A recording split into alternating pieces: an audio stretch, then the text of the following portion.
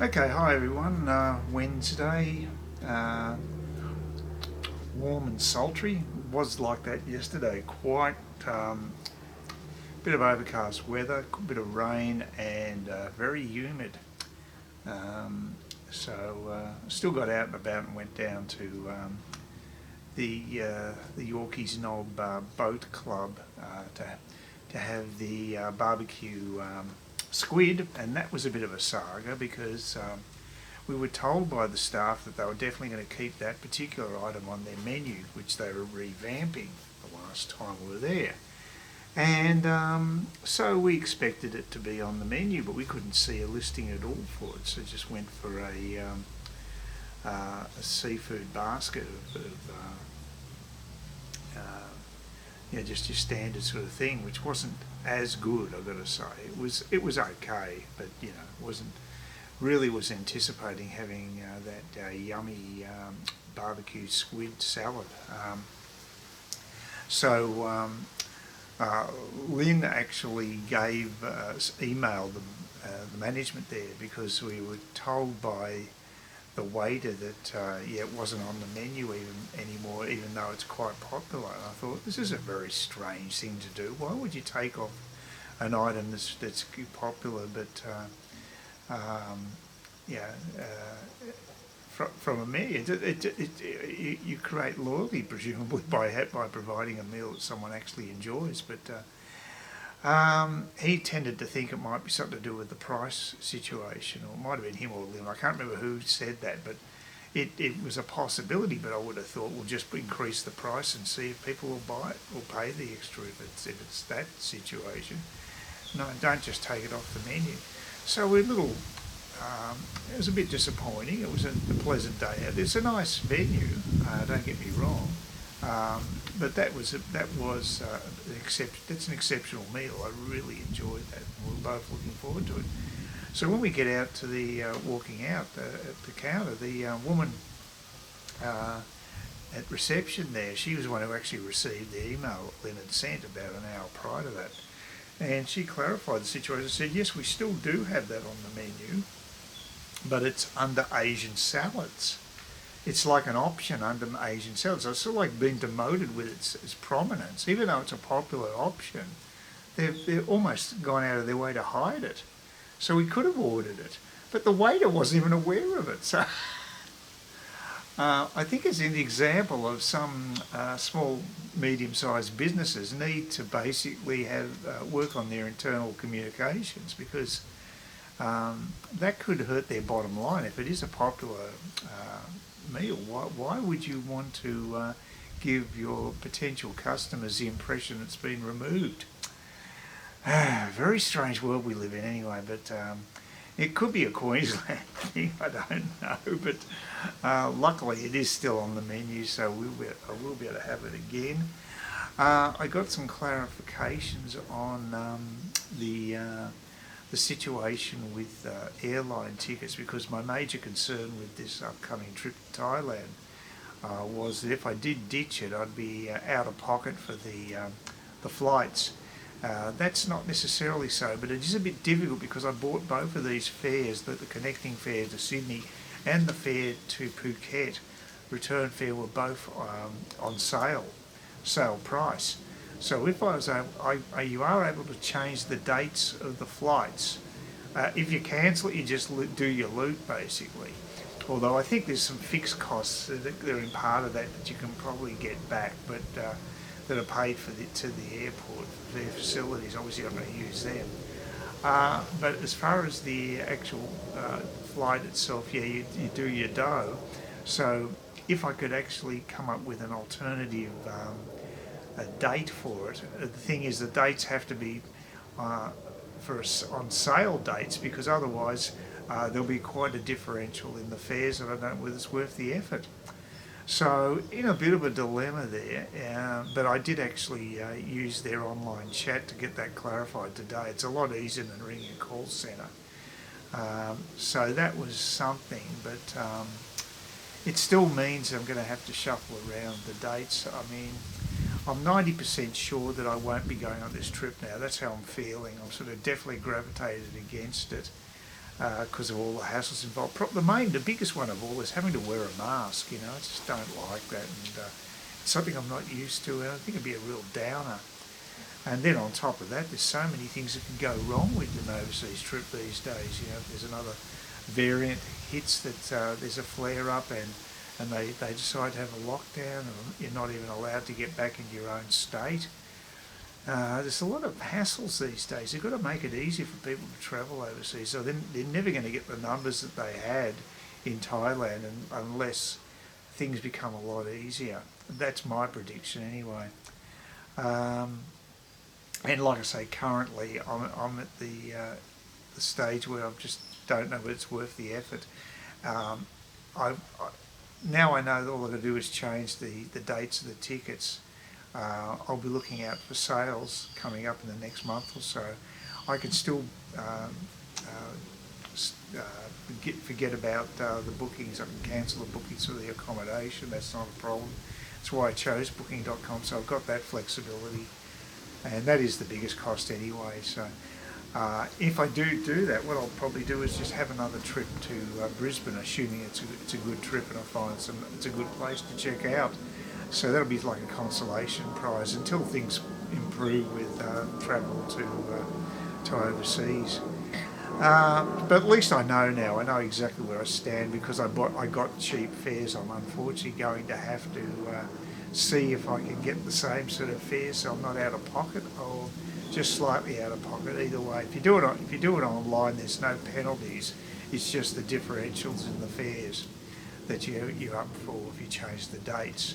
I'll still have to have a trip to Phuket, but I can cut it back down to say 30 days, and maybe if I go to Southeast Asia, I could do 30 days in Vietnam and then 30 days in Phuket, depending on what time of year it is. It's a possibility. There's a lot of options, I guess, so we'll see. But at this stage, 60 days up there is just not good for me. It's not going to work. And certainly with the mask thing and all the tests you have to do, and you still got to do the quarantine night. It's just a lot of hassles. I was watching a guy called Edward Sweeney, an English guy who's going to be travelling over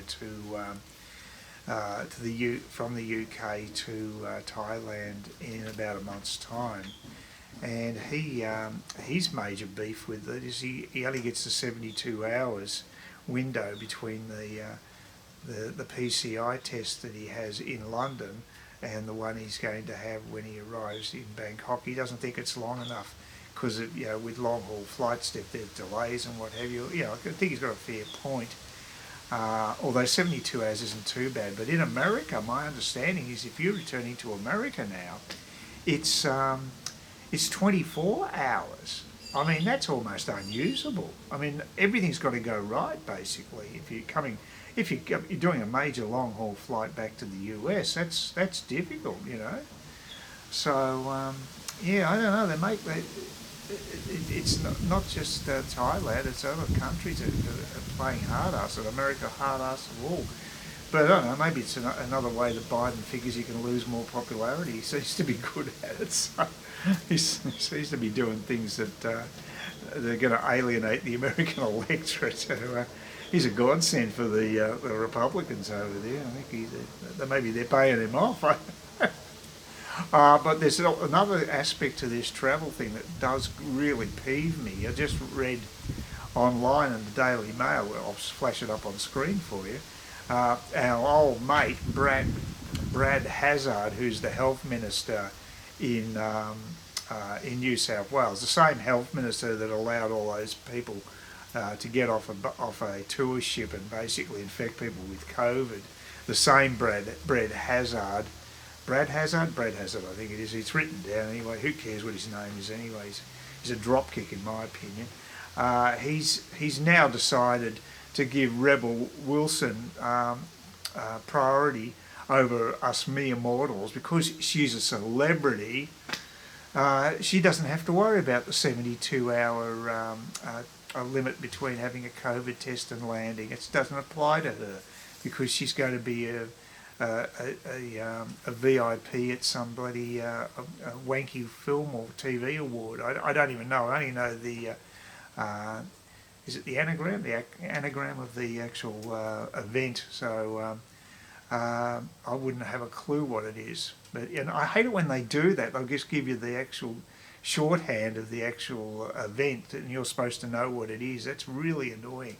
But journalists in general annoy the crap out of me these days. I think they're the lowest of the low. They're getting below the used car salesmen and below politicians. They don't give us stuff about the truth. They're agenda driven. A lot of them, not all.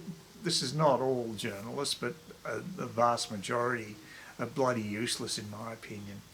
But yeah, that really burns me up. It's the same thing with Anastasia Palaszczuk treating footballers up here. AFL footballers get special treatment as well. It pisses me off. I'm sorry, I just don't like it, and I don't think I'm alone there. And the other thing, speaking areas of transport, of course, we discover that this is the last big story that I saw today, and it is a real worry, and I mentioned it already, is that additive for diesel vehicles, which is going to impact trucks. In other words, it's going to impact deliveries throughout Australia. It's an environmental additive, and it uses urea, which was produced in Brisbane, and now has been is not. We don't. This is obviously a strategic, vital ingredient that we're allowing the supply chain to come from overseas, and the Australian government's scrambling at the moment to try and see if we can get supplies from Indonesia. Obviously, China's not going to do us any favours. They hate our guts, the CCP. So we've got to look elsewhere. But why did the Australian government allow the only supplier of this vital resource to close up in Brisbane? Why do we have governments? Don't we have governments to make sure crap like this doesn't happen, to look after our national interest, to make a note of strategic resources that we must produce here? It's basic in times of war, and there's certainly plenty of tension at the moment with the way that Xi Jinping has been belligerent with Australia, especially in our part of the world. This is not a joke. We really do need to make sure that these certain resources are protected, and we are produce them on our shores. Of course, the article goes on about all the manufacturing work that we're not doing here. We're not buying trains that were made in Australia previously, and what it really comes down to is Australians can make these things, but the wage rates for manufacturing are way over the top by international standards. My understanding is a manufacturing employee in Australia gets paid more than someone in America, and that doesn't seem right. There's something weird going on there. And it's obviously a union negotiated wage rate, and it's made them uncompetitive. So if you're screaming about not being able to build anything in Australia, well, you have to have a talk to the unions and who have negotiated with the employers' wage rates, which have basically made us uncompetitive. There's got to be more flexibility, I guess. The other option, of course, is to have it way more automated, so the wage component of the production is much lower. That's the other thing. We also always should be doing things smarter. I remember there was a waitress from Chicago. She was a barmaid at PJ's, PJ O'Brien's, the Irish pub that I used to go to in Cairns Central. I'll still go there, but it's just logistically a bit more difficult nowadays. I've got to be going down to Cairns Central to pop in there. But anyway, she was raving about working in Australia because she said in America, in a service industry like bartending, you get paid bugger all, and they obviously need tips and what have you to get them by. And she said it was like heaven here because the base rate was so high. And I guess the same thing applies in manufacturing, that the basic manufacturing workers get paid extremely well by international standards, even Western standards. And again, if you want to build these things in Australia, I think talking about building, Holdens and stuff is pie in the sky stuff. unless we have an incredibly good brand that we can sell internationally, we wouldn't be able to get the volumes to justify that. For niche productions, sure, but not for a mass market vehicle like the Holds. I'm afraid those days are past us. So yeah, that's basically it. I think my neighbour's going to start doing fence work, so I might stop now. Please give me a thumbs up or thumbs down and comment on the video, and please consider subscribing. I've dropped just below 700. Isn't that typical? I'm 699 and going nowhere.